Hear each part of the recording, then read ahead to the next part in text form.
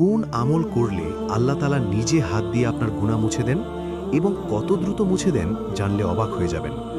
আপনি যদি এক পা এগিয়ে আসেন, আল্লাহ দৌড়ে আসেন। শেষ পর্যন্ত দেখুন। আসসালামু আলাইকুম ওয়া রাহমাতুল্লাহ। হাদিসে কুদসিতে আল্লাহ তাআলা নিজে বলেছেন, এই হাদিস শুনলে আপনার চোখে পানি চলে আসবে। রাসূল সাল্লাল্লাহু আলাইহি ওয়াসাল্লাম বলেছেন, আল্লাহ তাআলা বলেন, আমি আমার বান্দার ধারণা অনুযায়ী, মানে আপনি যদি মনে করেন আল্লাহ ক্ষমা করবেন না, তিনি ক্ষমা করবেন না, আর যদি মনে করেন তিনি ক্ষমা করবেন, তিনি ক্ষমা করবেন। তাই আল্লাহ সম্পর্কে ভালো ধারণা রাখুন। এবার শুনুন সবচেয়ে সুন্দর অংশ।